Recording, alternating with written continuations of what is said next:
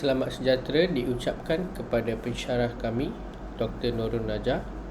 Kami merupakan ahli kumpulan yang terdiri daripada 6 orang yang bernama Dalini, Safi, Junista, Kishon, Shivesh dan juga saya, Gogol Mitran. Pada hari ini, kami hendak membentangkan mengenai topik empirisme. Seperti yang kita boleh nampak, apakah itu empirisme? Empirisme merupakan pergerakan falsafah besar kedua zaman moden. Beberapa pendekatan beliau boleh difahami sebagai kritikan terhadap rasionalisme. Pemikir terkemuka Locke, Berkeley dan Hume, sebahagian daripada mereka adalah sebahagian daripada gerakan pencerahan. Ahli falsafah seperti Bacon dan Hobbes dan dahulunya Occam disepadukan ke dalam tradisi empiris British. Semua pengetahuan datang daripada pengalaman sensitif, luaran atau keadaan psikologi dalaman. Seterusnya, kami membentang mengenai ciri-ciri. Semua pengetahuan bermula dengan pengalaman yang waras. So, ciri pertama yang boleh kita nampak daripada empirisme ialah idea semula jadi dinafikan minda semasa lahir adalah lembaran kosong. Ilmu ialah pengetahuan tentang idea atau persepsi. Kita tidak tahu realiti, tetapi idea tentang realiti kebetulan antara rasionalisme dan empirisme. Tambahannya, semua ilmu hanya boleh dibenarkan daripada pengalaman yang waras. Panca indera adalah satu-satunya kriteria untuk memutuskan kebenaran atau kepalsuan sesuatu dalil tentang fakta. Air sekali fizik Newtonian akan menggantikan fizik Hutchison, dan Newton menerangkan fenomena yang diperhatikan tanpa perlu menggunakan hipotesis metafizik yang tidak boleh diperhatikan. Fizik dan bukan matematik menjadi model sains. Nama saya Kishon. Saya akan membentangkan tentang teori dan idea John Locke. John Locke dilahirkan dalam keluarga liberal. Dia belajar di Oxford. Minatnya terhadap sains mendorongnya untuk belajar perubatan. Pada tahun 1688, beliau menyertai Royal Society. Dia mula berminat dalam hal ehwal politik melalui kerjanya sebagai setiausaha kepada Earl of Shaftesbury. Dia tinggal dalam buangan di Perancis dan Belanda. Pada tahun 1689, sebuah kerajaan parlimen telah ditubuhkan di England yang mana beliau telah menyumbang. Dia menumpukan tahun-tahun terakhir hidupnya untuk menulis dan menyemak karyanya. Seterusnya, teori John Locke. Dalam mesej perfahaman manusia, tujuannya adalah untuk menganalisis asal-usul dan had akal manusia. Ia mengikuti tradisi empiris Occam serta beberapa carangan Cartesian bahawa idea adalah representasi realiti, tetapi dia berpindah dari Cartesianism apabila dia berhujah bahawa sumber idea adalah pengalaman. Selain itu, asal-usul idea John Locke pada masa kelahiran minda adalah tabula rasa, lembaran kosong tanpa idea semula jadi. Pengalaman ialah pencipta semua idea yang tersurat dalam minda. Sebarang pemikiran, walau apapun abstrak, bermula daripada pengalaman. Idea boleh diklasifikasikan kepada mudah dan kompleks. Secara pasif, dia menerima idea-idea mudah dan dengan refleksi, dia menghuraikan idea-idea yang kompleks. Idea tentang bahan adalah idea kompleks yang timbul akibat fakta bahawa sebilang idea mudah sentiasa bersatu dan dengan menganggap bahawa mereka adalah milik satu perkara. Apabila bersatu, mereka ditetapkan dengan satu nama. Contohnya, sebiji apple. Locke menganalisis tanggapan konvensional bahan dan membezakan antara kualiti primer dan sekunder. Primer adalah objektif dan tidak boleh dipisahkan daripada objek. Mendengar adalah subjektif, dihasilkan oleh subjek dan tidak menyerupai badan yang mereka wakili. Contoh, bentuk apel adalah dalam buah, manakala warna, rasa, aroma dan tekstur bertindak balas kepada sensasi sebagai subjek. Apabila sebilangan sensasi tertentu berlaku, lebih kurang kerap, fikiran akhirnya mengumpulkan bersama-sama dan menghasilkan idea tentang zat yang berpengetahuan tentangnya disangka atau disimpulkan. Berkenaan dengan tiga bahan, kita mempunyai pengetahuan yang berbeza. Tentang diri kita memiliki melalui gerah hati, tentang kewujudan Tuhan melalui demonstrasi dan tentang perkara lain melalui sensasi. Seterusnya, politik, mempertahankan liberalisme. Dalam keadaan semula jadi, kita semua bebas untuk harta berdasarkan kerja, saling menghormati dan hak menghukum pelanggar semula jadi. Negara diwujudkan untuk melindungi hak ke atas harta dengan lebih baik. Kita menyerahkan hak untuk membuat undang-undang dan kita membiarkan negara menghukum pelanggar. Selain daripada itu, pembahagian kuasa kepada badan kehakiman dan perundangan, eksekutif berada di bawah badan kehakiman. Dualiti monark dan parlimen. Hai sekali, kuasa sentiasa boleh ditarik balik, dikawal oleh rakyat, untuk menentang kuasa zalim. Ideal kelas pertengahan. Berkali 1685 sehingga 1753. Beliau dilahirkan di Ireland dan belajar di College Trinity. Pada tahun 1710, beliau telah dilantik sebagai pendiri gereja Anglikan. Pada usia 25 tahun, beliau menerbitkan risalah tentang prinsip pengetahuan manusia. 3 tahun kemudian, dia menerbitkan The Three Dialogues Between Hylas and Philetus, sebuah buku yang sangat baik dari sudut pandangan sastra di mana dia membentangkan tesis yang sama seperti risalah. Pada tahun 1728, dia memulakan perjalanan ke Bermuda untuk menemukan sebuah kolej. Menunggu bantuan kewangan yang tidak tiba, dia telah menghabiskan 3 tahun di Rhode Island, di mana dia bertemu Samuel Johnson, iaitu ahli falsafah Amerika pertama. Bandar California Berkeley membawa namanya dan Universiti Awam Bandar itu juga.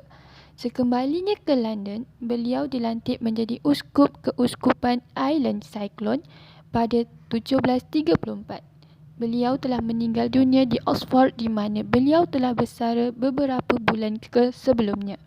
Dari sudut pemikiran, Berkeley yakin bahawa penegasan kewujudan bahan material adalah pintu terbuka kepada kemasukan idea-idea palsu yang boleh menjejaskan melalui etis dan pemikir bebas, doktrin Kristian.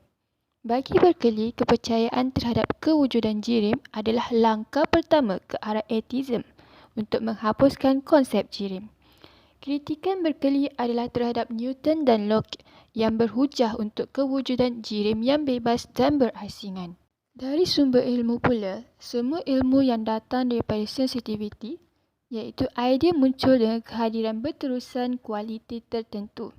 Berkeley telah menafikan kewujudan idea-idea abstrak, idea-idea yang akan terbentuk hasil daripada merenung pelbagai perkara konkret, supaya kemudiannya fikiran akan mengabstrakkan ciri-ciri umum.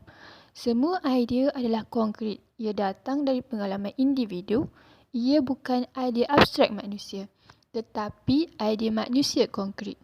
Idea abstrak adalah ilusi dan juga menjadi punca kepercayaan terhadap kewujudan bahan material. Berkeley menganggap bahawa kualiti primer juga subjektif. Dalam erti kata, ia bergantung pada persepsi dan juga kualiti sekunder. Tidak masuk akal untuk mengatakan bahawa sambungan adalah objektif dan warna adalah subjektif. Semua objek adalah luas dan berwarna-warni. Oleh itu, tanggapan bahawa bahan jasmani bebas daripada subjek yang dirasai adalah percanggahan. Jika idea itu bercanggah, maka ia juga mustahil secara fizikal kerana tidak ada bahan material. Nama saya Jimster Kazmuel Jumin dan saya akan membentang Roh dan Tuhan. Jika hanya idea yang wujud dan bukan perkara yang diwakilinya, adalah perlu untuk bertanya di mana idea ini wujud. Berkeley mengatakan bahawa idea diberikan dalam roh atau minda. satu-satunya makhluk yang benar-benar wujud. Roh dan objek pengetahuan mereka, fikiran dan ide mereka, fikiran, dari mana datang kestabilan, ketekalan dan ketekalan ide yang masuk ke dalam fikiran. Kestabilan tidak boleh disebabkan oleh kebetulan atau penciptaan minda individu. Fikiran Tuhanlah yang menyebabkan rupa realiti berstruktur. Tuhan adalah jaminan persepsi tentang fungsi alam semula jadi. Fikiran yang terbatas, ide mereka, dan roh Tuhan yang tidak terhingga. Menafikan kewujudan dunia jasmani dan mengesahkan kewujudan zat rohani Tuhan dan jiwa. Roh dan Tuhan kewujudan bergantung kepada persepsi dua prinsip, pasif, ide, aktif. Roh mereka bergantung kepada Tuhan. Seterusnya yaitu tokoh yang bernama David Hume dari 1711 hingga 1776. Beliau dilahirkan di Edinburgh. Di sebalik kecenderungan sastranya, keluarga beliau ingin meneruskan dia dalam kerjaya bidang undang-undang dan perniagaan. Setelah beberapa bulan mencoba dengan sia-sia, dia memutuskan kegairahan inteleknya. Beliau pergi ke Prancis untuk belajar di La Flèche, di mana dia menulis Treatise on Human Nature yang merupakan kegagalan editorial.